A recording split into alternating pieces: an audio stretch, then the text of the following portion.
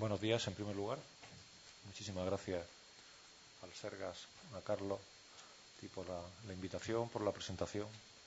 Y puesto que se nos ha advertido de que tenemos que ser diligentes, voy a intentar ser rápido en mi exposición, anunciando ya de antemano que alguien me tendrá que en algún momento decir que me calle, porque yo tiendo a pasarme bastante.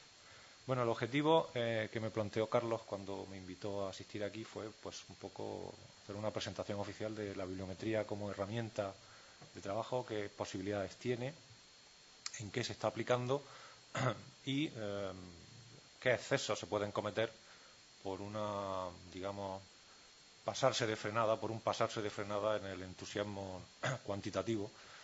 Y la idea que a veces el mundo de la bibliometría se divide o se puede ver desde fuera como un mundo formado por dos grandes bandos. Unos son los enemigos irreconciliables de la bibliometría y otros son los que creen que nada se puede hacer sin bibliometría.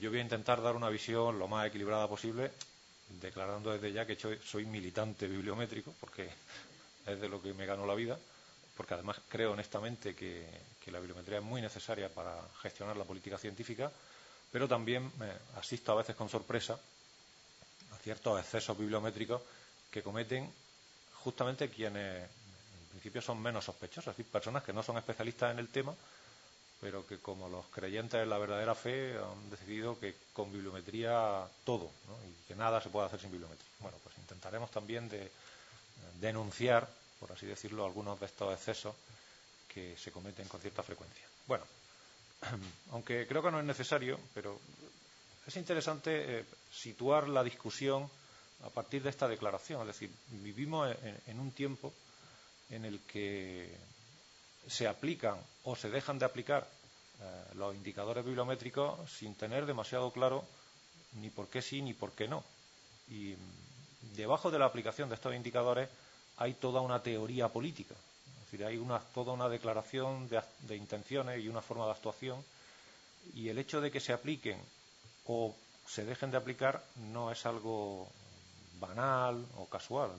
Depende mucho de cuáles sean los objetivos que se planteen los gestores de esas instituciones, y el hecho de que finalmente la bibliometría deje de ser utilizada también es una declaración, también tiene unas consecuencias políticas evidentes. Digamos que la bibliometría aparece como una apuesta por una determinada línea de actuación relacionada con la política científica de esa actuación, de esa institución, tendente a incrementar sus resultados de producción científica, su visibilidad internacional. Es un poco la declaración de que quieren participar en una determinada carrera que va en una determinada dirección, y si no se hace así, también se está declarando lo contrario, que no se sitúa al margen de esa carrera por las razones que sean. Pero que hay que ser muy conscientes de que cuando se toma la decisión de utilizar indicadores bibliométricos, esto tiene unas consecuencias y tiene unos objetivos en el medio y en el largo plazo. Para empezar por el mero principio, pues primero, ¿qué es la bibliometría? Pues a mí me gusta presentar una definición que dio Ortega y Gasset, que no sabía que era la bibliometría, pero la definió. Esto era muy, muy habitual en este extraordinario pensador, que entraba en cualquier cosa, en cualquier sitio, y solía salir dejando la habitación patas arriba, ¿no? Bueno, pues Ortega, en un momento dado, en una conferencia que impartió en la Biblioteca Nacional de Madrid, celebrando algún centenario, dijo que era necesaria una técnica, algún tipo de disciplina que precisara con todo rigor el instante cronológico en que surge una idea, el proceso de expansión, el periodo exacto que dura, como vigencia colectiva, la hora de su declinación, etc. Y esto es la bibliometría, es que no se puede definir mejor. Es decir, es medir cómo nacen, se desarrollan y mueren las ideas científicas con algún tipo de procedimiento estadístico, que era lo que él pretendía. Y efectivamente las bases de las herramientas de nuestro trabajo pues se fundamentan en estos principios, el análisis matemático o estadístico, digamos los fundamentos teóricos que nos proporciona la sociología de la ciencia, y finalmente el conjunto de herramientas tecnológicas que a partir de la documentación o de la tecnología de la información pues podemos utilizar hoy día con toda comodidad. De hecho, la bibliometría es muy hija de las nuevas tecnologías. Hasta los años 70 era una curiosidad que no tenía mayor trascendencia, aunque los científicos ya la empezaban a utilizar, pero en las últimas décadas la explosión tecnológica a la que hemos asistido nos ha permitido cuantitivizar todo, medirlo todo, y a partir de ahí, como se suele decir, cuando se tiene una herramienta se utiliza, ¿no? Pues tenemos la herramienta y además con una gran facilidad de uso. Y esto ha significado que todo ha empezado a ser evaluado y, consiguientemente, esto también ha generado una reacción. A mí me parece interesante señalaros cuál es la percepción que respecto de esas medidas, de esos indicadores, de esas evaluaciones a las que estamos continuamente sometidos, se tiene por parte de las comunidades, fundamentalmente científicas, que son el objeto habitual de esa evaluación. Y recientemente se presentaba, hace un par de años, en una conferencia en la Universidad de Montpellier, el responsable ministerial francés, no recuerdo ahora el cargo exacto, contaba los resultados de una encuesta realizada a investigadores franceses que revelaba esa actitud frente a este proceso evaluador, ¿no? Y me parece interesante señalar que, bueno, la mayoría las aceptaba con cierta resignación, en distinto grado, un 15% las rechazaba de plano y finalmente nadie estaba a favor. Esto es lo más llamativo, quizás es el cero absoluto de gente que las consideraba necesarias y que las recibía sin ningún tipo de reserva mental. Yo decía que hay dos grandes bandos, pues efectivamente hay un bando militante en contra de este tipo de evaluaciones. Yo diría que especialmente dominado o dominante en el campo de las ciencias sociales, donde hay una reacción fuerte, y no digo nada de las humanidades. Directamente están todos en contra. Sin embargo, en el ámbito de la salud o de las ciencias exactas experimentales, la actitud es mucho más abierta y, de hecho, en buena medida ha sido la medicina la que ha facilitado la divulgación de la bibliometría, porque fueron los investigadores médicos los primeros y los que con más entusiasmo acogieron este tipo de indicadores. Bueno, por supuesto nos gusta en España, pero no gusta en ninguna parte. A los bibliómetras no nos quieren, ¿qué la vamos a hacer? Esta es una realidad que tenemos que asumir un cargo. Y de hecho hay una resistencia tan fuerte que hay países europeos que han decidido no participar en este tipo de ejercicios o no aplicar este tipo de indicadores. El ejemplo más conocido es el de Alemania, donde no se celebra ningún tipo de evaluación numérica, cuantitativa, bibliométrica en ningún ámbito. Y en el caso del Reino Unido, pues la actitud también es un tanto reticente. Como ustedes saben, fue uno de los primeros países que organizó un sistema de evaluación regularizado, que son los famosos Research Assessment Exercise, los RAE, que empezaron siendo muy bibliométricos y que ahora están en una fase de redefinición en la cual algunas especialidades, sobre todo las de sociales, se han salido del proceso bibliométrico, no lo utilizan. Algunas otras áreas sociales sí, como la economía o la psicología. Y en cuanto a la medicina, pues no se menciona explícitamente los indicadores bibliométricos. Se habla de un conjunto de indicadores más bien relacionados con la traslación del conocimiento, con los efectos sociales benéficos de la investigación y cosas por el estilo, pero la palabra bibliometría no aparece en esta nueva edición de estos ejercicios de evaluación en el ámbito de la medicina. Y por cierto que les invito a que lean el conjunto de indicadores que se manejan porque son muy interesantes, son muy pensando en la aplicación médica y no tanto en la investigación básica. Pero, dicho esto, también es verdad que hay razones que parecen aconsejar el uso de este tipo de ejercicios evaluadores de base cuantitativa, orientándose a la optimización de recursos, la planificación de las inversiones, la planificación de las carreras académicas o profesionales, basándose en este tipo de indicadores, por supuesto la evaluación de proyectos, asunto en el que incidiré luego con cierto detalle. Y yo creo que también hay una cierta necesidad de rendición de cuentas. Debemos de acostumbrarnos a la necesidad de rendir cuentas a la sociedad y los indicadores bibliométricos en este sentido son ideales porque dan una información numérica muy objetiva respecto de lo que un sistema de investigación es capaz de producir en los ámbitos que le corresponden, que es la producción de nuevo conocimiento científico. Yo diría que en estos campos es donde con más naturalidad se puede aplicar, sin forzar, digamos, la máquina, se pueden aplicar nuestros indicadores. Y hay también otra polémica de fondo que de alguna manera explica esta división, estos dos bandos en conflicto, que es el debate antiguo, porque se remonta a los años 30, entre quienes opinan que los científicos tienen una responsabilidad social a la que deben de atender y que tienen una responsabilidad ante la sociedad y, por tanto, los poderes políticos, los poderes públicos deben controlar ese rendimiento de alguna manera. e incluso deben orientar la investigación científica en aquellas direcciones que la sociedad estima necesarias, y frente a ese concepto de la ciencia responsable, defendido por Bernal, pues hay quien defiende que lo que los científicos necesitan esencialmente es libertad de actuación, que es imposible saber dónde van a surgir los grandes descubrimientos y que, por tanto, lo único que la sociedad tiene que hacer es financiar la investigación de modo generoso y que ya los científicos se organizarán entre ellos y encontrarán la mejor manera de acometer el gasto y atender a los objetivos de la sociedad.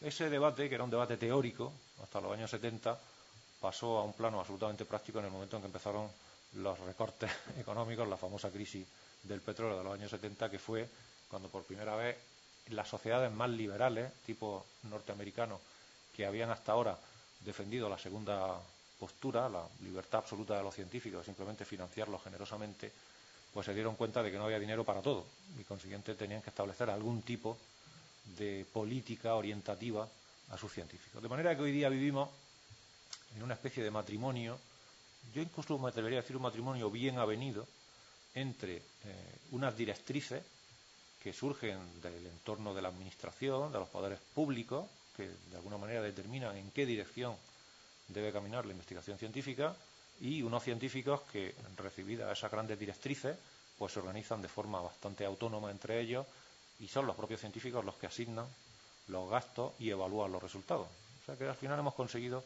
matrimoniar de alguna manera dos posturas que en principio eran irreconciliables, tan irreconciliables como Bernal, como decir que Bernal era el secretario del Partido Comunista y que los defensores de la teoría del liberalismo pues eran los consejeros de presidencia del presidente de la época, en aquel momento era Franklin Delano Roosevelt. O sea que era el comunismo frente al liberalismo, dándose topetazos en una discusión de índole filosófica, pero que finalmente tenía unas consecuencias prácticas concretas. Bueno, al final se ha conseguido que de alguna manera ambas posturas convivan. Bueno, los fundamentos de la investigación, de la evaluación bibliométrica, es decir, ¿en qué nos basamos los bibliómetros para tomar nuestras medidas? Pues esto es muy sencillo.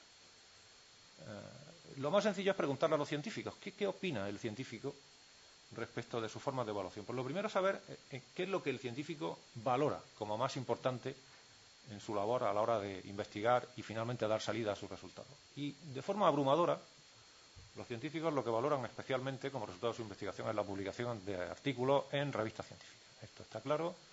Se podrían señalar las excepciones que se quieran, como por ejemplo el hecho de que las humanidades publican esencialmente en libros.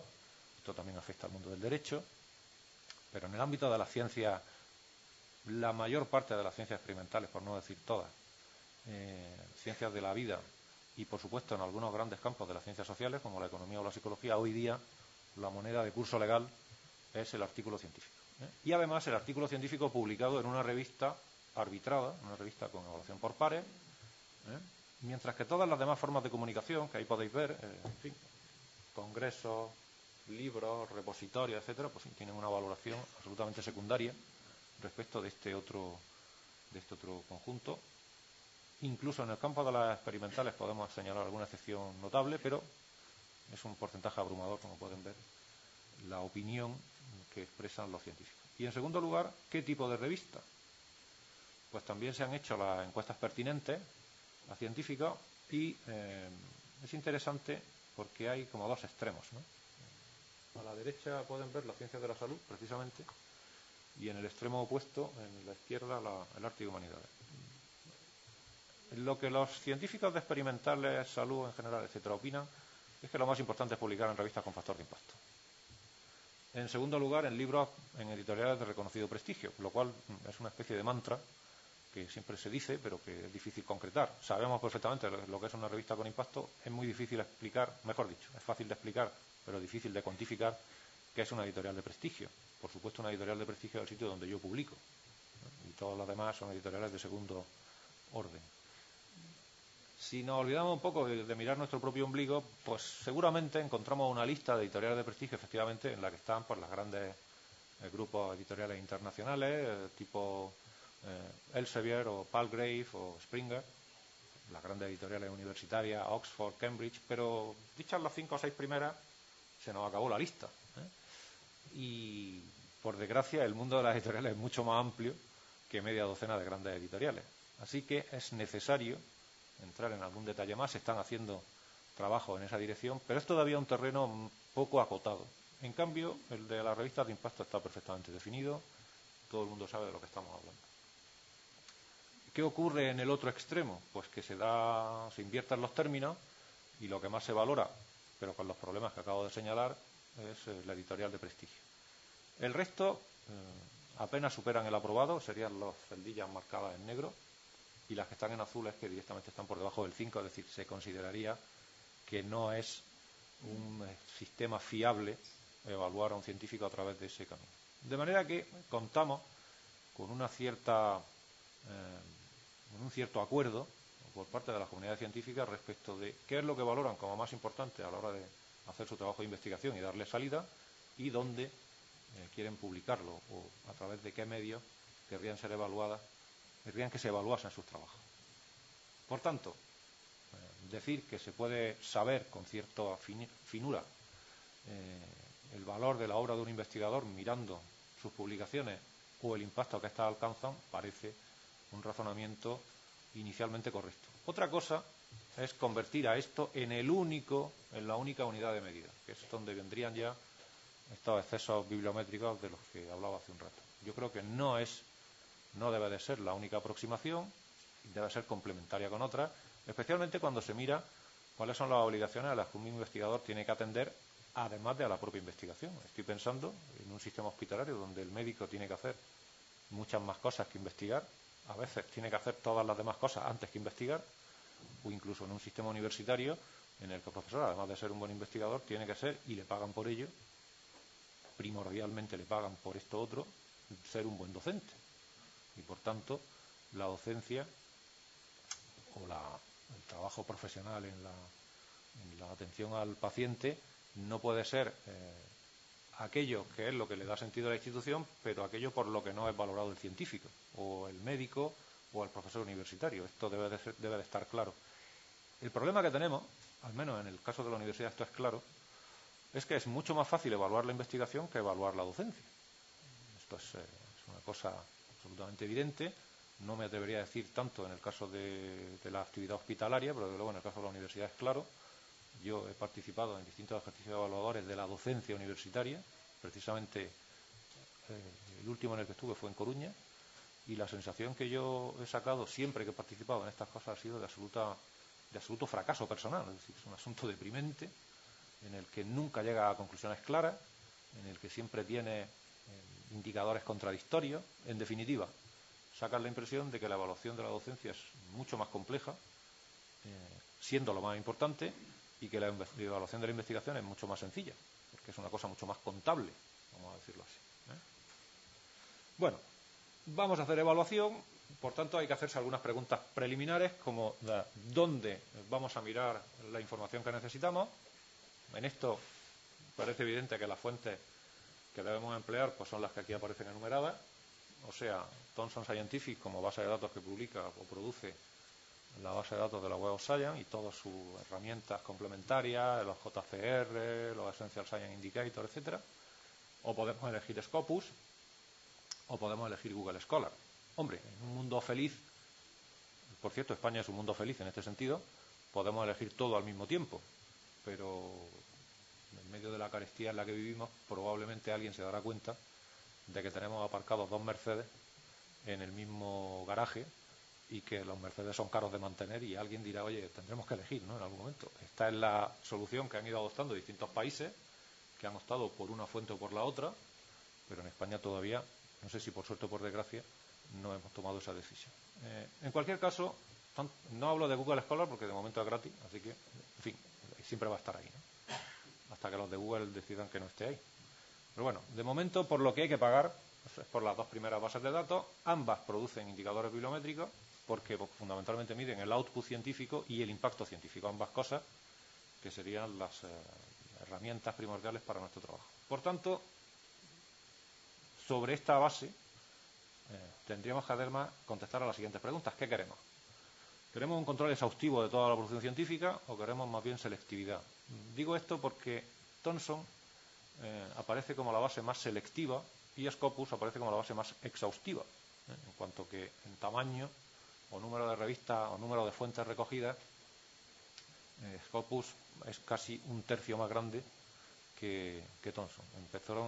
Empezó siendo su marca para anunciarse cuando cuando Thomson Scientific tenía unas 7.000 revistas indizadas, pues Scopus apareció en el mercado con 13 o 14.000. Y cuando Thomson ha llegado a tener 10 o 12.000, pues Scopus ya anda cerca de 20.000. De manera que mantiene el tamaño y, digamos, es la principal diferencia que enseñan entre ellos. También tenemos que plantearnos la pregunta de si a la hora de hacer esta evaluación vamos a apostar por las fuentes controladas, como estas dos, o vamos a optar por los repositorios abiertos. Aquí se acaba de hablar del repositorio que estáis montando en el Sergas, ¿no? ¿Lo estoy diciendo bien? Pero la apuesta por los repositorios no es tan sencilla de decidir. Es decir, el hecho de Google Scholar fundamentalmente se alimenta de los repositorios que encuentra colgados en la red, y decidir si se apuesta por una fuente o por la otra en términos de evaluación también es una decisión importante, porque los criterios de admisión pueden ser una decisión previa que hay que tomar. Yo recomiendo que, con independencia de la decisión que se tome, se sea consciente de que apostar por una cosa o por la otra tiene consecuencias diferentes, tiene resultados diferentes. Tenemos que decidir si vamos a utilizar los indicadores de toda la vida, cuánto produce un autor, cuántas citas recibe, o vamos a apostar por los nuevos indicadores que aparecen asociados sobre todo a los recursos electrónicos y que se refieren a cosas como cuántas veces se me ha visitado, cuántas veces se ha descargado el documento, etcétera, etcétera. También conducen a escenarios diferentes.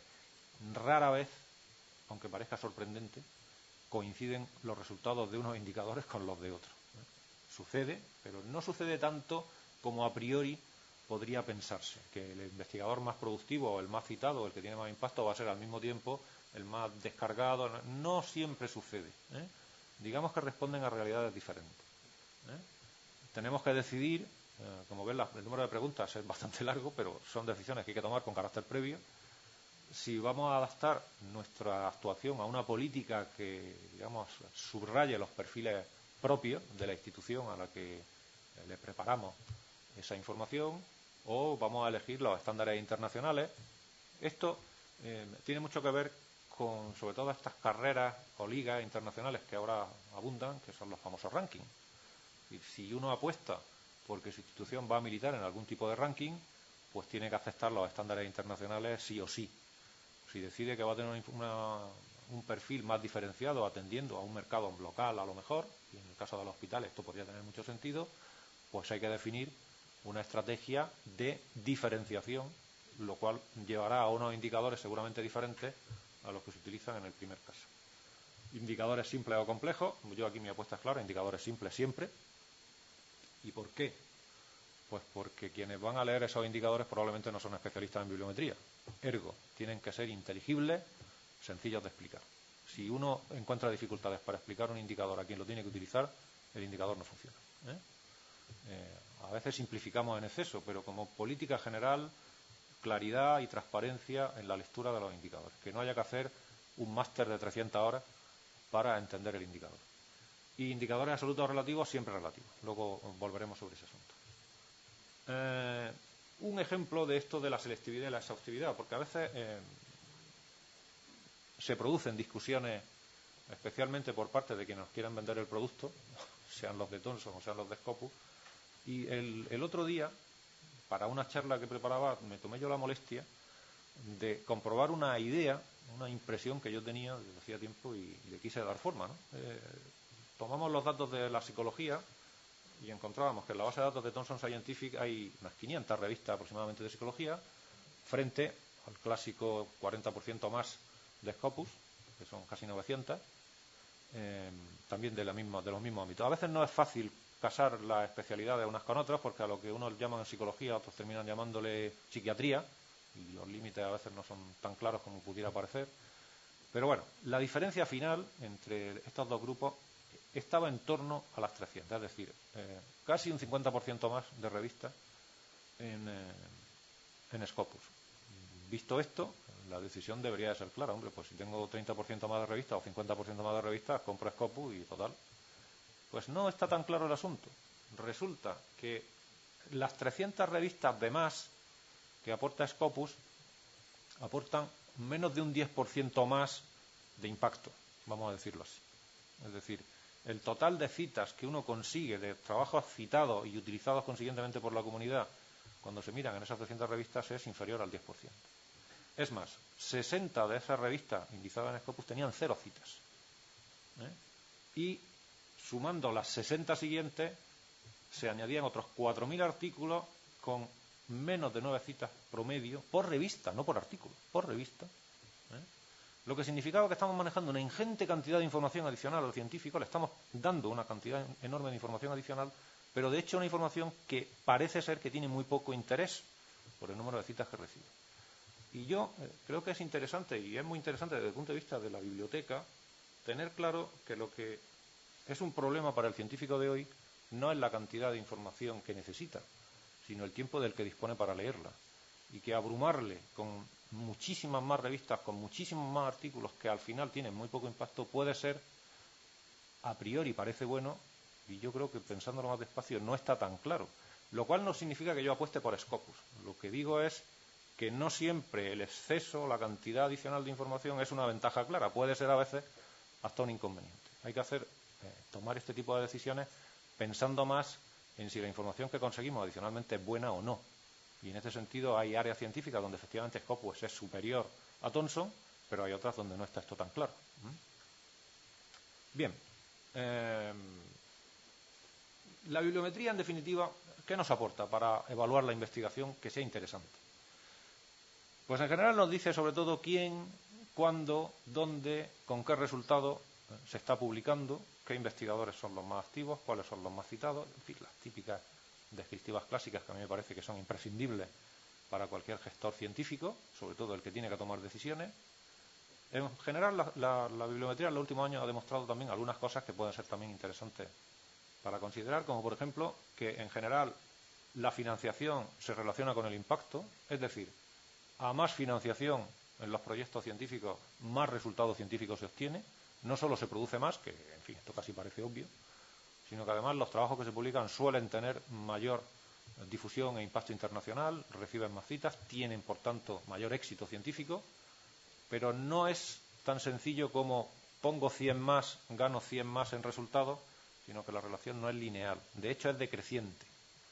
Cuando se incrementa muchísimo la financiación no se obtienen muchísimos más resultados, se obtienen más resultados, pero la curva de rendimiento va bajando.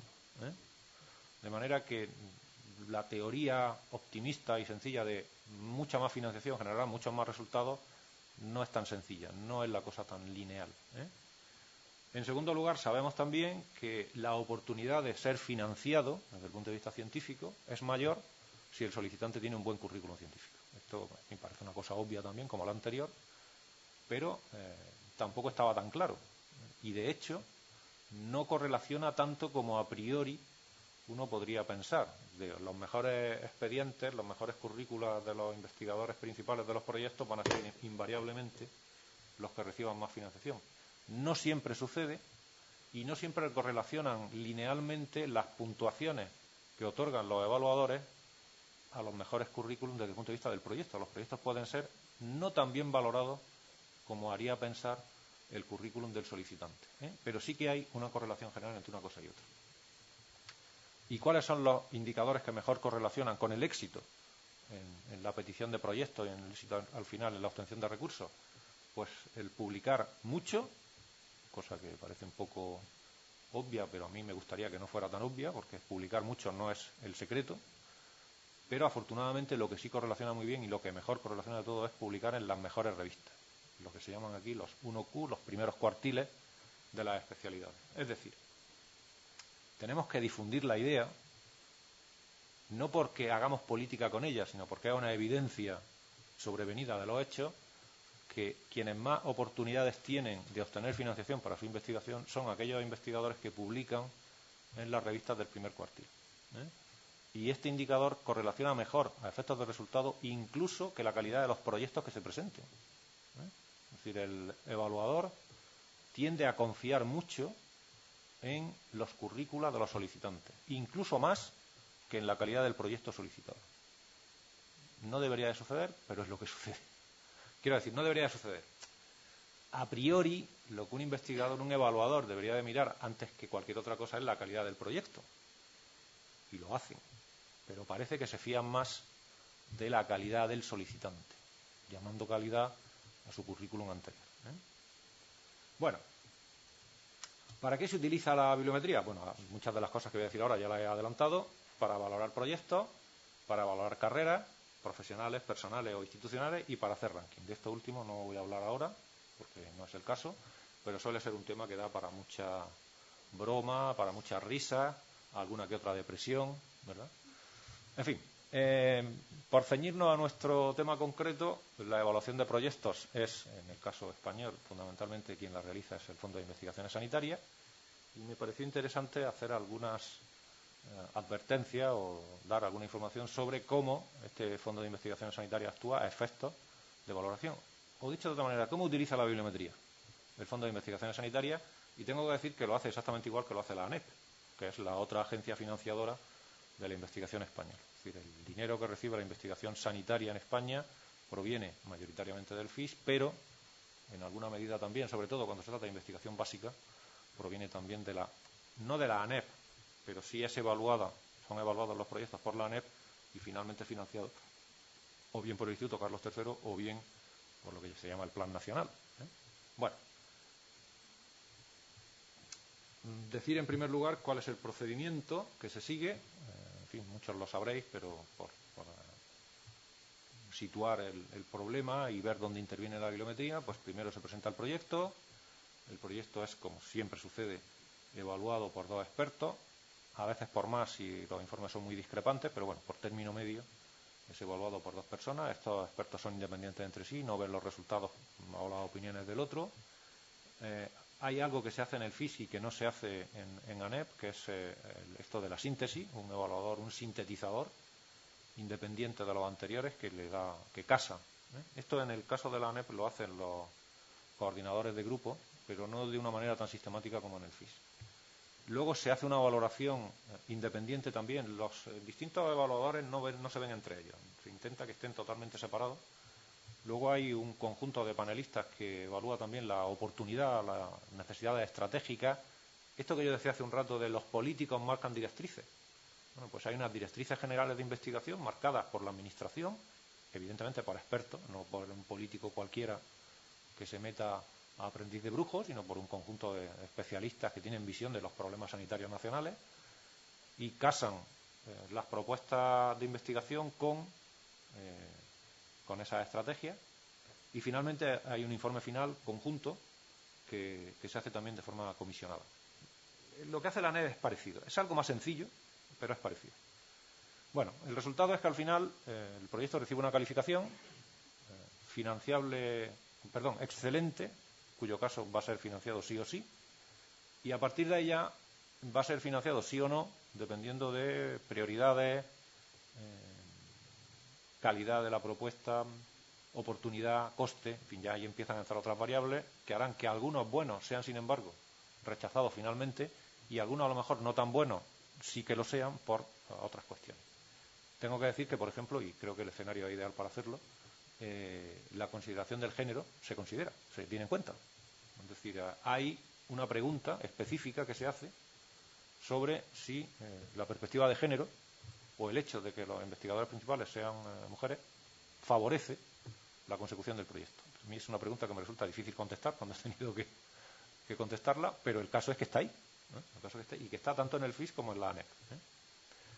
Lo que yo sé, por mi experiencia y por lo que he comentado otra vez, es que casi siempre se dice que no, pero a veces, hombre, yo creo que para según qué cosa sí es interesante considerar esa variable, para según qué cosa. Bueno, a partir de ahí hacia abajo, cero total. O sea, no es imposible que te financien un proyecto de investigación con un bueno menos, un bueno minus o cualquier otra cosa. No se da el caso, aunque supongo que habrá sucedido alguna vez. Yo no tengo experiencia de ningún caso en que haya pasado. Bien, las calificaciones. Ahora bien, ¿cómo se evalúa esta parte bibliométrica en estos proyectos? Pues estos son textos sacados de las instrucciones que se dan a los propios evaluadores o de las normas de actuación, ¿verdad?, que se hacen circular para que ellos tengan algún tipo de criterio, de guía de actuación. Y las cosas que están subrayadas en rojo, pues yo creo que son significativas, ¿no? Y la evaluación debe realizarse a partir del análisis de los artículos de investigación originales publicados en revistas incluidas en los registros internacionales estandarizados. Léase la revista con factor de impacto. Y por si hubiera alguna duda, un párrafo más abajo se nos dice la calidad debe ser evaluada según los índices bibliométricos al uso. Paréntesis JCR. O sea, que es que la cosa no admite mucha interpretación. Y además, y esto tiene mucho sentido en el ámbito de la medicina, las publicaciones de resúmenes, las presentaciones a congresos, los casos clínicos o cartas al director deben de dársele un valor mínimo. Son justamente formas de publicación habitual en los entornos de salud. A mí, el clásico investigador médico me dice, no, yo es que he estado en 200 congresos. Y yo, ¿será que ya participo de esta mentalidad? A veces lo digo y a veces solo lo pienso. ¿Y cuándo tienes tu tiempo para atender a tus pacientes y para investigar? Porque claro, con 200 congresos, un congreso al mes mínimo, 3 días de ida y venida, más unos días de preparación, joder, ¿cuándo trabajas?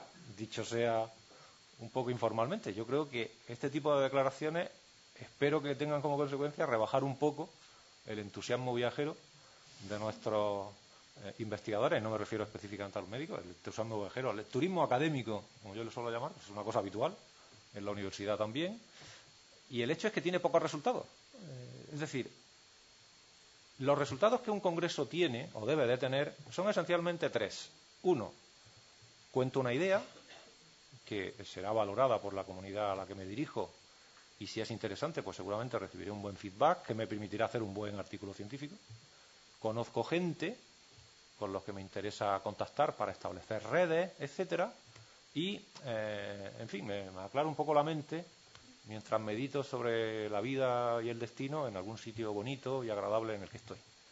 Pero de todas esas consecuencias, todas ellas positivas, la más interesante en términos científicos es la primera, que debe de traducirse en un artículo de investigación. Ergo, si yo mido el artículo, ya mido también lo anterior. Por tanto, la valoración de los congresos, como aquí se dice, pues es un asunto que tiene poca importancia. Bueno, la segunda parte en esta declaración, menos bibliométrica, pero también admite un análisis cuantitativo importante, es todo lo que tiene que ver con la traslación de ese conocimiento que se mide esencialmente a través de cosas como las patentes. En el caso de la salud yo diría que no es un asunto demasiado relevante, pero bueno, también tiene su mercado. Y finalmente, este tema de las guías clínicas, prácticas, etcétera, que son medibles, aunque algo más difíciles de medir, porque no tenemos unas herramientas tan estandarizadas, y que tienen que ver sobre todo con el éxito de la patente, si la han licenciado, o con la circulación que alcanza esa guía clínica. No es lo mismo que sea la guía clínica del Hospital Comarcal de que sea la guía clínica nacional sancionada por la Sociedad Española de X. Hombre, esta segunda, que suele estar además publicada en un buen artículo, pues tiene evidentemente un nivel de reconocimiento superior y sí que mide, yo creo que de forma eficiente, esa traslación del conocimiento a la práctica clínica. Bueno, otros criterios también extraídos de la normativa, una puntuación máxima, el 100 posible, pues se alcanzará bajo determinadas circunstancias, que básicamente son las de publicar de forma sistemática y regular en las revistas de impacto, idealmente en las que tengan un impacto más alto, lo cual coincide con esas observaciones que os hacía antes respecto del mejor predictor de éxito. De manera que si un científico publica entre 1 y 2 publicaciones al año, cosa que está al alcance de muchísimo, esto incluso me parece un estándar bajo para los números que se manejan por ahí, pues permitiría que ese investigador tuviera la máxima calificación al conjunto de su currículum, sin entrar en detalle. Y de la misma manera, se señala una cosa interesante, y es que el hecho de que uno tenga muchas publicaciones pero poca traslación no debe ser penalizado. Puede darse el caso, y se da de hecho, investigadores con muy buen currículum académico que han obtenido pocos proyectos. Esto no debe de ser penalizado de acuerdo con las declaraciones que aparecen en la parte inferior. En fin, como veis, y es a lo que yo quería llegar ahora, se ha incorporado a la práctica evaluadora de los proyectos de forma ya estandarizada un conjunto de indicadores que tienen que ver sobre todo con cuánto produces, en qué tipo de revistas lo haces y qué éxito científico tienes, medida estas últimas cosas por el factor de impacto o el número de citas real que el trabajo recibe, que son indicadores muy sencillitos, cualquiera puede entenderlo. Esto que decía aquel científico de si no puedes explicarle lo que hace a tu abuelita, es que tú no lo entiendes. Los indicadores de producción, de impacto, los factores todo este tipo de cosas se le pueden explicar perfectamente a la abuelita. Es posible que tengan limitaciones, yo estoy convencido de que las tienen, pero de momento no tenemos herramientas mejores para medir eso. La ANEP, lo he comentado ya antes, pues viene a declarar lo mismo, dejo los datos ahí para no entretenernos mucho. Y en cuanto a la evaluación de las carreras académicas en su conjunto, que es otro asunto que tiene importancia por lo que diré a continuación, pues la mayor parte de los países occidentales, con las excepciones que mencionaba al principio, ya han incorporado formas de evaluación similares a estas que hemos comentado, es decir, se valora mucho dónde se publica, cuánto se publica, lo que se llama en revistas del Mainstream Journal, la JPR una vez más, lo cual tiene una gran ventaja y es que hemos superado finalmente esta época en que los solicitantes de algo se querían acreditar como profesores, titulares, catedráticos, jefes de servicio, lo que fuera, acudían al ejercicio de evaluación con una carretilla, llevando, ¿verdad?, a brazo, a veces con un ayudante que le llevaba la carretilla si era gente importante. Pues afortunadamente ya está superado, uno puede acudir con muy poquita hoja explicando sintéticamente que ha publicado porque se valora mucho más la calidad de los resultados que la cantidad bruta de los mismos. ¿Y las consecuencias que esto ha tenido? Pues en el caso de la universidad son evidentes. La investigación ha pasado a ser el centro de todos nuestros intereses, los alumnos se han convertido en un problema, no solo por lo que hicieran ayer en la Universidad Complutense, que ya explica un poco el cabreo que tienen, son un problema porque se ha generalizado el concepto de las cargas docentes. Es decir, aquí, cuando los profesores hablamos de las clases que tenemos que dar, hablamos de cargas docentes, que es una cosa, la verdad es que nos traiciona el subconsciente. Es como si los médicos hablaran de las cargas asistenciales. Por cierto, lo hacen. Si es que Freud era muy listo. Y tenemos... Bueno, la parte positiva de eso, bueno, es que la visibilidad internacional de la ciencia española ha mejorado de forma increíble. Mire, esto que hace unos años era de risa decirlo, pero España es uno de los 10 grandes productores de ciencia en el mundo. Y no estamos más arriba porque han llegado los chinos. Si no, estaríamos en torno al 8. Y bueno, China nos ha superado, como en fin, es natural que sucediese, y creo que nos ha superado también la India, pero bueno, esto es normal, pero el hecho es que España está en una posición científica superior a la que muestra en todos los demás indicadores económicos. Hace 30 o 40 años era justo la situación contraria. Nuestros indicadores económicos eran muchísimo mejores que nuestros indicadores científicos. Y esto es por este tipo de políticas, que tienen unos costes evidentes, pero que también han demostrado unos resultados que eran los que buscaban quienes desarrollaron este diseño hace, pues ahora, unos 25 años, ¿no? Y también tenemos un pasivo que es la reacción más o menos agria y opuesta que muestran todas las áreas de sociales y humanas. Pero yo diría que en el mundo de la medicina y la salud esta reacción no se da. O al menos, si alguien la tiene internamente, no la declara de forma tan abierta. Bueno, en ANECA lo que se valora esencialmente es, no sé si está aquí marcado o no, lo que se valora es la actividad investigadora, pero aquí se ve clarísimo. Es decir, ¿qué le piden a un profesor para ser titular o catedrático? Investigación. Punto. Se acabó. Todo lo demás, el rojo y el azul oscuro, son cosas que se cuentan al peso. ¿Por qué al peso? Pues porque si tienes un número de años, digamos 10, 15 años de experiencia docente, ya se entiende que sabes de docencia todo lo que hay que saber y no has tenido que demostrar nada, salvo que tengas los cursos acreditados en tu hoja de méritos profesionales. Apenas otra cosa. Es verdad que se tienen los espacios para que uno ponga los cursos de innovación que ha impartido o recibido, proyectos de innovación docente y cosas así, pero la verdad es que se valora un poco. En cambio, la investigación se valora muy cuidadosamente y es la que da el pase, por así decir. Por supuesto, la investigación se traduce en revistas que se publican, en revistas internacionales, en bases de datos internacionales o no. Muy resumidamente, se puede decir esto. Es decir, si publicas en revistas con factor de impacto, bien, todo lo demás, pues al sitio que se indica. Esto puede parecer exagerado, no lo es. En fin, tiene algo de caricatura, para que quede clara la idea, pero no es... la valoración que hacen los evaluadores tiende a ser esta. Está muy cerca de la realidad. ¿Y cuánto? Pues para el caso de la universidad, que es el que evidentemente conozco mejor, pues estos son los números que se exigen. Para ser catedrático de universidad en el ámbito de la salud, mínimo 40 publicaciones. Mínimo, Lo que dice la normativa es máximo, pero en realidad es mínimo. ¿Y por qué digo que dice una cosa y en realidad la contraria? Porque el texto, es un texto muy de político, dice número mínimo para obtener la puntuación máxima. Entonces los profesores leen, ¿puntuación máxima? No, puntuación mínima. Es decir, si no tienes este mínimo, nunca te van a dar el máximo. Si lo tienes, tampoco te lo van a dar, porque de 40 hacia arriba hay todo un mundo, ¿no? Pero, hombre, con 40 publicaciones de máximo impacto internacional sí te podrían dar el máximo, como veis, el nivel de exigencia en el caso de las ciencias exactas experimentales pues es variable, pero todo el grupo de experimental y medicina está junto, algo menor las cifras que se exigen al resto de los profesores. Y de esas 40, en el caso concreto de la salud, la mitad al menos en el primer tercio de las clasificaciones internacionales. De forma que, para cualquier persona a la que atendáis y que os venga preguntando, el consejo más profesional que le podéis dar, más allá de que uno esté más o menos de acuerdo con esta política, es que la ley dice esto. Usted luego haga lo que tenga que hacer. Publique el trabajo donde deba publicarlo en función de su contenido, del mercado al que se dirige, de sus lectores, lo que usted quiera. Pero no pierda de vista que la normativa de la administración pública está diciendo esto. Bien. Y uno puede decir, bueno, pues esto es el mundo de la universidad, total. La universidad va por un lado, los hospitales van por otro. No, señor. Los hospitales van por el mismo. Y la prueba de que van por el mismo es que Andalucía tiene ya unos criterios que dicen lo siguiente. Mismo procedimiento que las agencias nacionales. Las agencias nacionales esencialmente son la ANECA y la CNAI. Se exige experiencia investigadora a los profesionales de la medicina en ejercicio hospitalario y se les pide además esto. ¿No les suena esta tartita? ¿Verdad que sí, no? Pues es la misma, es la misma. Lo que se les pide es prácticamente lo mismo. Además de eso, tienen que acreditar su experiencia profesional, naturalmente. Y demostrar un número de horas o de operaciones o lo que demonios sea. Esto aquí la bibliometría sí que es verdad que no entra.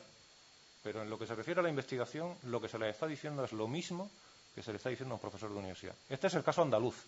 No sé cómo anda Galicia, no sé cómo anda Madrid. Ayer tenía una reunión, hace unos días, tenía una reunión con los responsables de la sociedad, ¿cómo se llama? Los internistas, la Sociedad Española de Medicina Interna, ¿no? Decían, no, a nosotros esto todavía no. En fin, para el médico internista lo importante es la práctica hospitalaria, lo cual me parece absolutamente razonable, pero entendían ya que esto era lo que venía de camino, porque en Madrid al menos parece que también se está discutiendo. En cuanto a transferencia, en cuanto a los sitios donde hay que publicar para hacer la valoración, pues ahí vuelve a aparecer el JCR, no sé si lo he marcado, sí. JCR, Science Citation Index, etcétera. Y esto nos lleva a la última parte de la charla, que es ¿qué excesos estamos cometiendo? Es decir, ¿nos estamos pasando de frenada con la bibliometría? Yo entiendo que sí, que en algunas cosas nos estamos pasando y, por tanto, hay que señalar algunos de estos excesos, al menos los que se están cometiendo a mi juicio. El primero, quizá no el más grave, pero el más llamativo, es que uno confunda sistemáticamente impacto científico con calidad científica. Y no son conceptos intercambiables. Tampoco es que estén en dos planos diferentes de la realidad y una cosa no tenga nada que ver con la otra. Aquí, en este país nuestro, somos mucho de o blanco o negro. Bueno, pues es evidente que el impacto científico es una manera de medir la calidad, pero no es la calidad misma. Como diría Platón, es la sombra de la calidad. Hay algo en el impacto científico que nos habla de la calidad de los trabajos, pero la calidad solo es evaluable en sí misma. Uno se lee el trabajo, entiende del asunto y dice, pues esto está bien hecho, las conclusiones a las que llega son sólidas, son relevantes, el trabajo está bien explicado, yo me entero de lo que he leído. Eso es un buen trabajo de investigación. Normalmente ese buen trabajo de investigación tiene muchas citas, normalmente. Pero a veces no. Y por tanto no podemos establecer una igualdad matemática entre una cosa y la otra.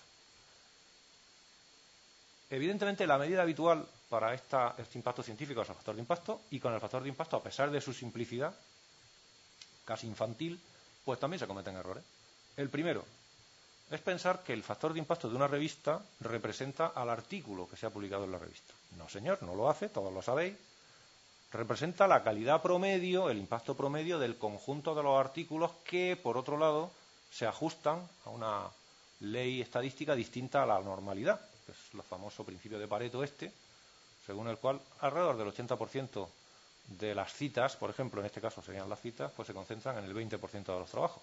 De forma que normalmente el factor de impacto de una revista, digamos que trata con más cariño del debido a los investigadores que lo utilizan como medida, porque generalmente su impacto habrá sido menor.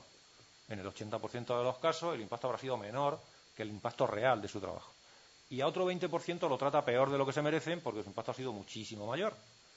Ahora bien, genéricamente hablando, pues sí es verdad que el impacto de una revista dice mucho del trabajo que se ha publicado en ella porque el investigador tiene muy presente ese impacto cuando decide publicar en esa revista. Y si el impacto es muy alto, sabe que su trabajo va a tener que superar un filtro muy exigente. Mientras que si el impacto es muy bajo, el filtro que va a superar es menos exigente. Yo sé, cuando acabo de hacer un trabajo de investigación, si su mercado es Plus One o si su mercado es la Revista Española de Documentación, a la que yo quiero mucho. Y yo, hombre, no en vano soy miembro del comité editorial, en fin, le tengo un cariño especial, pero no es Scientometrics. Y, por tanto, dependiendo del interés del trabajo, yo decido dónde lo publico. Por tanto, sí que nos mide esa dificultad en nuestros objetivos. Y si un autor consigue llegar al New England Journal of Medicine, les puedo asegurar que sabe lo que hace. Y a lo mejor no recibe ninguna cita, que puede pasar, que pasa, de hecho. Triste situación, he publicado en New England 0 citas. Joder, ya es una pena, ¿no? Pero puede pasar.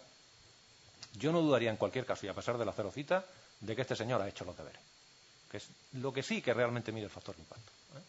Bueno, no se pueden hacer comparaciones entre categorías. El que yo tenga un factor de impacto de 5, de 3 o de 2 en sí mismo no dice mucho si me comparo con otra categoría científica cuyos, digamos, rangos de impacto pueden ser muy distintos. La mejor revista de una especialidad puede tener 1,5 de impacto, que sería un impacto ridículo en otra categoría, a lo mejor incluso cercana, donde el mayor impacto puede ser 15.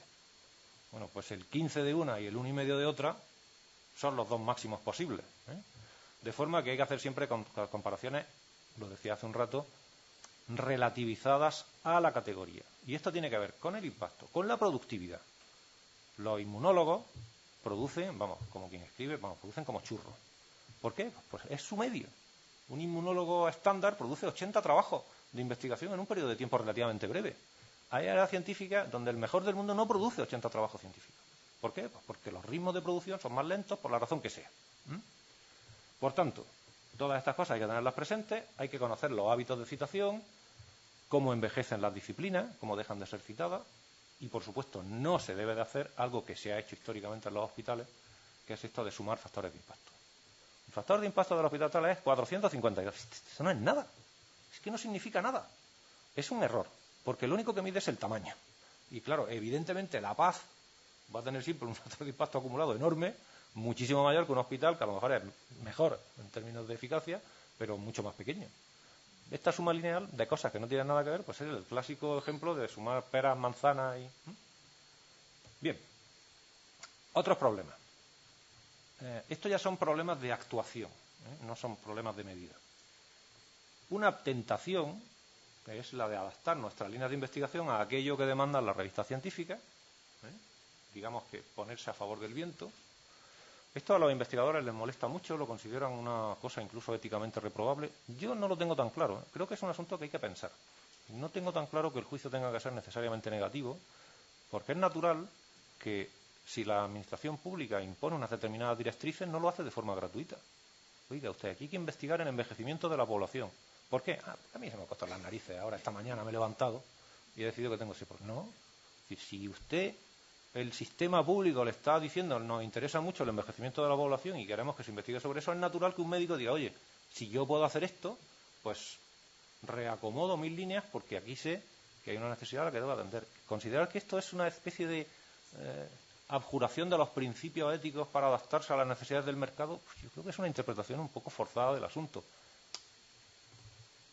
A veces puede suceder esto, ¿no? Pero yo entiendo que hay razones que expliquen estos cambios de comportamiento. Luego lo de las trampas. La segunda línea son las trampas.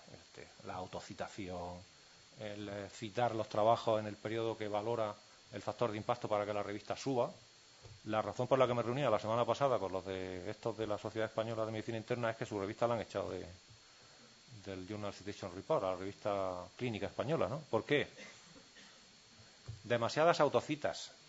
Y demasiadas autocitas en el periodo que rentan. Y ellos me dijeron, mira, no somos conscientes. No ha pasado, estamos desolados, pero no éramos conscientes de que esto estuviera pasando. Bueno, yo me lo creo, pero el castigo por hacer esas cosas se traduce en eso, porque por lo menos Thomson es muy, en estas cosas, practica una política de seguimiento muy precisa y si ve cosas raras, pues no pregunta, te echa fuera y te enteras después. Bueno, lo de citar a los amigos, a los colegas, en fin, todo este tipo de... En fin, la cosa española, ¿no? No se me ocurre calificar, pues la picaresca, esto es la picaresca nacional, que bueno, nosotros la inventamos y sí, si se pudiera embotellar, pues se vendería más que la Coca-Cola. Yo creo que este tipo de cosas hay que hacerlas de manera profesional y a veces es inevitable que uno cite a determinadas personas, incluso aunque no quiera, pues porque tiene ciertas obligaciones con ellas. Pero eso, medido en términos bibliométricos, es irrelevante. Y cuando estamos hablando de una carrera individual, tiene importancia. Cuando hablamos de 100 investigadores, 1000 investigadores, la Universidad de Santiago de Compostela, esto se difumina y no tiene el más mínimo efecto en las evaluaciones. En la evaluación personal sí, y ahí es donde hay que mirar con cierto detenimiento. Y la última pregunta, que es un poco el tema de discusión ahora en muchos artículos de investigación, es si todas las citas pesan igual. Es decir, si es lo mismo que a mí me cite un investigador de la Universidad de Harvard, o eso es igual a que me cite un investigador de la Universidad de, no voy a dar nombre, para no insultar a nadie. Pues probablemente no es lo mismo. Yo, evidentemente, prefiero, y lo digo así en mi currículum personal, cuando me cita el tío más listo del mundo en mi especialidad, esta cita es de fulanito, ojo, que es fulanito, lo señalo. En términos institucionales tampoco tiene importancia. Da igual, porque unas con otras se equiparan. Es decir, los indicadores que pesan, como por ejemplo el SJR de Scopus, y los que no pesan, como el JCR de ISI, en grandes mapas dan idénticos resultados.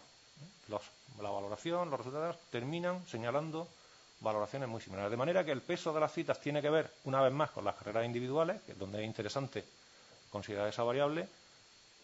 En el otro plano, en los planos superiores, con mayor agregación de datos, no tiene mucho resultado. Bien, esto no lo vamos a ver, tendría que ver con las limitaciones del factor de impacto, no vamos a detenernos en ello. ¿Alguna reflexión final? Por ejemplo, ¿qué miden los indicadores bibliométricos? Miden output, miden resultado, no miden otra cosa. Por tanto, no son pertinentes para valorar carreras demasiado iniciales, para valorar proyectos futuros institucionales y cosas de ese tipo donde todavía no se ha visto el resultado. Para eso son poco útiles. Funcionan muy bien en la ciencia experimental, evidentemente. En la medicina formaría parte de este grupo, sin duda ninguna. No tan bien en las humanidades. El principio fundamental es el que bien ha trabajado en el pasado, bien trabajará en el futuro. Esto es el principio básico. Y solo miden investigación o primordialmente miden investigación. De manera que para medir eso son útiles. Objetivo final de todo ello, asignación eficiente de los fondos. Y uno puede utilizar otros criterios complementarios, pero no tenemos herramientas tan buenas para otros criterios. Yo quisiera utilizar muchos más aspectos de mi actividad investigadora, hospitalaria o del tipo que fuera, pero no siempre tengo los estimadores necesarios para ello. En cambio, para la investigación sí.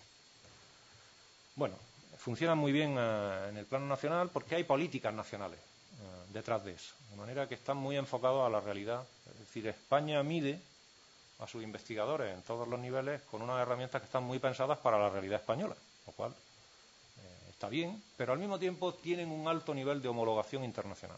No medimos de manera muy distinta, aunque nuestros niveles de exigencia puedan variar, a como lo hacen los ingleses, los americanos, etcétera. De manera que los sistemas resultan hasta cierto punto bastante comparables. Son sistemas muy actualizados, tenemos información casi en tiempo real, se actualizan continuamente, los indicadores se refinan continuamente, son baratos, aspecto no despreciable, es muy barato hacer bibliometría.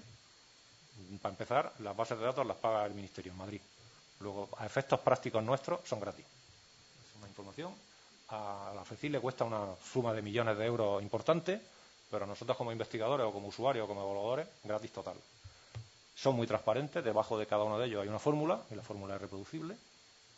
Cuando no lo es, malo. Si una fórmula de un cálculo de un indicador no es fácilmente reproducible, no voy a dar nombres, pero alguna hay. Dependen de la calidad de las fuentes, pero en este entorno, ¿qué voy a decir? Pues buenas fuentes dan buenos resultados y en general las fuentes internacionales son muy buenas, las fuentes nacionales son aceptables, lo cual es mucho para lo que teníamos hace relativamente poco. Escenario común, hay un modelo debajo, lo decía al principio, lo voy a recordar ahora. Si nosotros implementamos sistemas de esta naturaleza, estamos apuntando en una determinada dirección y no en otra. Y esa dirección tiene mucho que ver con la investigación homologable internacionalmente, en el caso de la universidad es el modelo de universidad investigadora y no el modelo de universidad profesional o el modelo de universidad docente, y también existen esos modelos. Esta discusión en España, curiosamente, no se plantea. Es decir, la Universidad Española es una universidad investigadora y docente al mismo tiempo. A pesar de lo que yo he dicho un poco de guasa con las cargas y tal, cierto es que los profesores se dedican a atender a sus alumnos de forma muy prioritaria. Y esto significa que su dedicación investigadora es menor. Y sin embargo llegan nuestros políticos de turno, y me da igual el PSOE que el PP, porque este mantra lo cantan los dos igual, es que España no tiene ninguna universidad entre las 50 mejores. Pues claro que no la tiene ni la va a tener. Es más, a lo mejor es que ni siquiera queremos que la tenga, porque las mejores universidades del mundo tienen también un determinado modelo, y es un modelo de universidad con muchísima financiación, generalmente privada, que se preocupa fundamentalmente de la investigación de doctorado. Claro, yo quiero esa universidad. Hombre, en teoría la quiero. Yo quiero tener un Harvard en España, pues claro que la quiero tener, o dos. Pero puedo tenerla, conviene a mis intereses nacionales tenerla, y yo creo que esta pregunta, en fin, tengo que decir que ni el señor Wert, ni la anterior ministra, que no me acuerdo, Cristina Garmendia, o no sé si hubo uno en medio, nadie reflexionó en voz alta sobre este tema. Y esta reflexión es previa a decidir si queremos estar o no en los rankings internacionales. Yo como investigador quiero estar, hombre, naturalmente. Como Universidad de Granada, lo más alto que pueda. Y hago todo lo que puedo para subir en esos rankings. De hecho, me toca a mí hacerlo en Granada. Y mirad cómo va Granada, ¿eh? Claro, porque me sé los trucos, sé lo que hay que hacer. A mí mi rector me ha dicho que hay que subir y yo subo. Pero sé que hay un techo. Y sé que alcanzar ese techo tiene unos costes, incluso unos costes que pueden tener que ver con la pérdida de calidad en otras cosas. Y esas decisiones hay que pensarlas. Y una vez que se toman las decisiones, entonces hasta el final. Pero primero hay que meditar sobre ello. No me enrollo. En fin, última. Estas cosas tienen que manejarlas expertos. Vosotros, el documentalista experto, el bibliotecario, el que conoce las bases, el que conoce el funcionamiento de la herramienta. Y él, y no el profesor de turno, es el que tiene que asesorar profesionalmente para que luego el gestor, el rector, el gerente o quien sea, con esa información encima de la mesa y sabiendo las limitaciones que tiene, tome unas decisiones u otras. Pero son decisiones informadas. No hay recetas mágicas, es necesaria la cultura de evaluación, que en este país nos cuesta mucho aceptar esa realidad. Tenemos que tener claro el modelo y si se opta por la vía bibliométrica hay que profesionalizar la gestión. Pues ya está. Alguna bibliografía fundamentalmente orientada a proyectos. Lo que he puesto aquí es cómo se evalúan proyectos y tal, que me parece un asunto interesante. Ni siquiera he puesto muchas gracias, pero muchas gracias.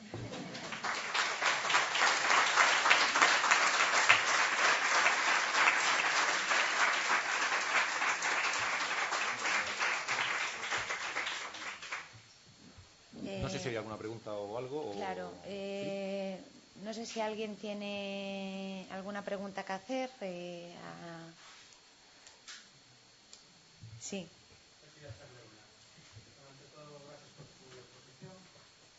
De nada. Yo me quería preguntar un indicador, bueno, lo que decía de factor de impacto y calidad del artículo, ¿no? De publicación.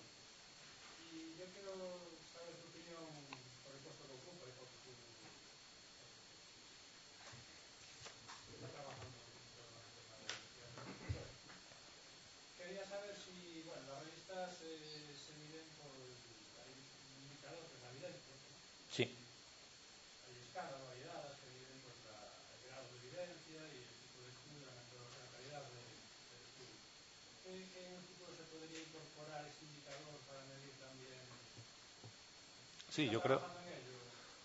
Yo no lo estoy haciendo, evidentemente, pero sé que se está trabajando. De hecho, ahora mismo hay una cierta polémica sobre las limitaciones de los estudios sobre evidencia. Es decir, también se está analizando la validez estadística de la validez estadística de la validez estadística de los estudios sobre evidencia. Es decir, los famosos metaanálisis y tal, cuánta solidez real tienen y si no hemos cometido algún exceso. Pero a mí me parece sano que se discute, de la misma manera que nosotros nos dedicamos a discutir sobre la solidez de las medidas basadas en los indicadores de impacto y de citas, que tienen también sus limitaciones naturales. Pues me parece interesante.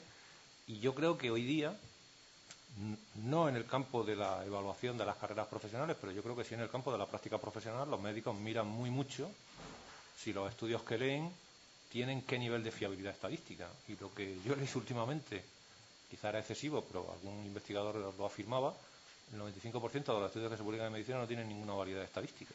Y esto es una definición, yo creo que excesiva, pero que tiene mucho que ver con lo que me está diciendo. Es decir, hay muchos estudios que en realidad tienen unas debilidades metodológicas o una falta de evidencia base sobre la que apoyarse tan grandes que no significan mucho o muy poco. Hacer un camino en un recorrido en ese camino para reforzar la validez de los trabajos que se publican será bueno y se traducirá a la larga en que esos trabajos sean más citados, con lo cual volvemos al punto de partida. Las citas medirán aquellos trabajos que son, como suele suceder, porque de hecho, ¿qué distingue a una revista como el New England o Annals of Internal Medicine de la otra? La solidez estadística, que lo que sale ahí bien se puede decir que es la Biblia. ¿Y por qué lo es en parte? Pues porque el armazón que tiene debajo de evidencia suele ser muy grande. Lo digo porque a veces tirar en el primer cuartil supone desembolsar tu dinero, casi pagarles a la editorial para que te publique. Bueno, este es otro tema. ¿Qué pasa con el pago por publicar? Yo acabo de publicar en PLOS ONE un trabajo y me ha costado publicarlo X miles de dólares. Bueno, no tantos miles, pero en fin, algún dinero ha costado. Hay una corriente de pensamiento absolutamente contraria a este tipo de publicaciones. Incluso últimamente se han publicado algunos artículos en la prensa periódica criticando esto de pagar por publicar, pero hay que decir dos cosas. Primera, yo mando el trabajo, lo evalúan. Las tasas de rechazo de PLOS ONE son bastante elevadas. Si te lo rechazan, evidentemente no pagas. Si te afectan el trabajo en el proceso científico, entonces pagas.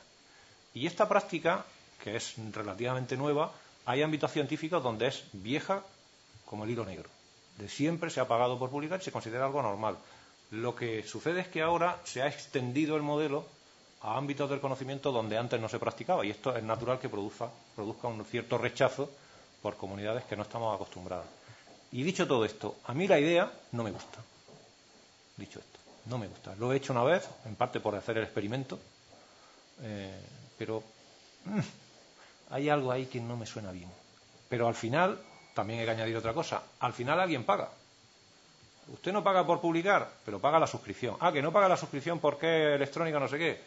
Alguien paga. Paga el autor, paga la institución que compra la suscripción, se paga porque el repositorio cuesta dinero, se paga porque alguien carga los datos, alguien paga. El gratis total, que nos encanta, no existe. Nada es gratis. Y lo que es gratis no vale nada. ¿Alguna otra? Me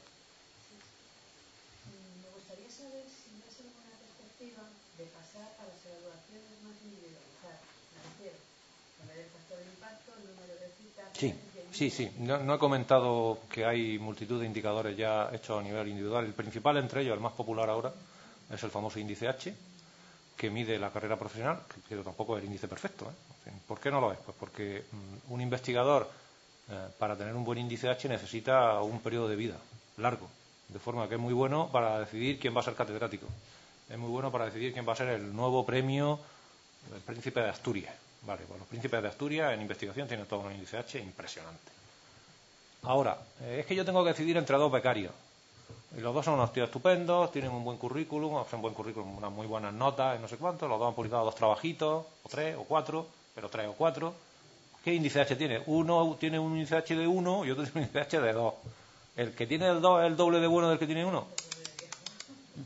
No funciona.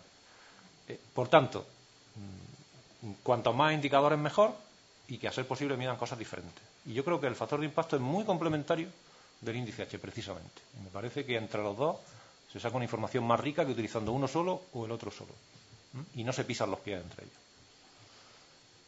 ¿Alguna otra? Muy bien, pues nada, reitero mi agradecimiento y me retiro.